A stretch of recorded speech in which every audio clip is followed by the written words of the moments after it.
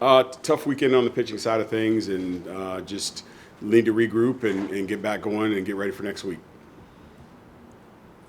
Was it the plan from the start for JD to only go one inning, or was there a different expectation there? No, he just ended up not being healthy, so we couldn't run. Stuff wasn't good, and for where he has been, and so I think he tried to force it up, and we cautioned him to be honest with us.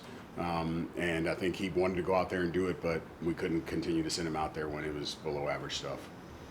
With Javen's injury, obviously, you had to have kind of a more bullpen approach for today's pitching staff. What kind of challenges did that kind of give to you guys? Well, Javen and JD, right? Mm-hmm. Like JD, we had to take JD out of Tennessee because of a growing issue, and didn't think it was severe.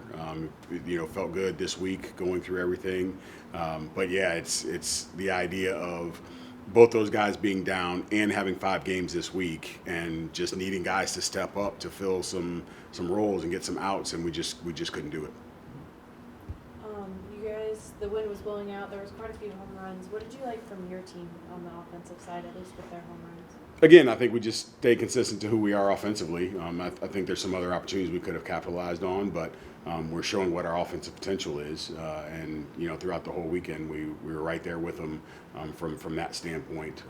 But again, when you're chasing like that big, at times it's tough to climb that mountain. Like you said, you were kind of chasing in every game this week. What do you guys have to do to kind of limit those high number innings? Well, again, I think at the end of the day, you take, like I said, it's a 5-game week. We have to move McDevitt and Kellenbrink up, so they're short rested. So now we'll be able to go into a situation where they'll have full rest. We only have 4 games this week. And again, just looking for some other guys to be able to step up and fill in, for where JD and Javen are off. But that's ultimately what it's going to come down to. And I fully expect that next week we'll get better starts from both McDevitt and Kellenbrink, because both of their starts this weekend were uncharacteristic of what they've done. You're talking about guys that had some of the better numbers in our league in conference play. And so I just think that the short rest of it with long outings last time just didn't bode well for them. I was going to say, how do you kind of attack the next few weeks with Javen and JD still kind of expected to be out? Yeah, I think, again, it's just now getting those guys on the proper rest that they need, understanding how we need to prepare for it, and then shifting some things that how we're using guys in the bullpen and that kind of deal.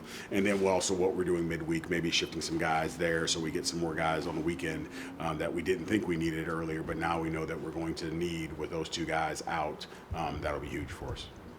Last year you stressed how much you guys wanted Trey Lawrence on the mound. Now you guys finally are able to get him on the mound. What did you like from him today with the 2 clean innings? He throws strikes, right? It's a really, really good arm. You're talking about a guy that's 94 to 96, 84, 86 with the slider, loose, athletic, can field his position. And so even though he's a sophomore, he's a freshman on the mound. And so each time out, he's gotten better. His first time out there was a lot of huffing and puffing and, sweating before he even got the ball. And now he's kind of settled in. So he's definitely going to be somebody that's going to be able to help us moving forward.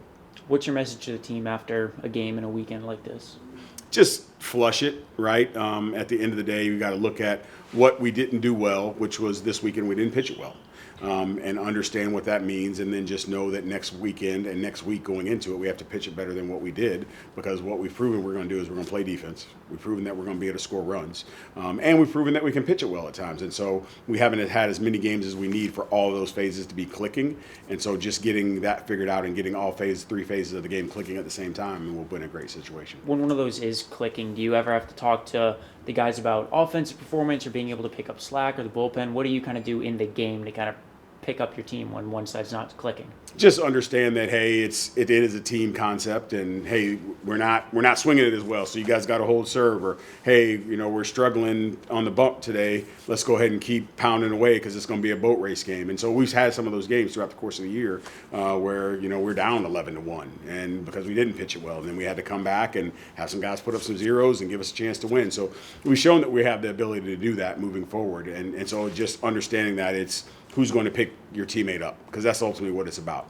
You want all those phases to be clicking, but sometimes they're not, and so are you going to be able to pick your teammate up and help them out whenever they're not doing what they need to be doing? You guys faced KU 2 weeks ago on their turf. Now they come here. What do you think of that?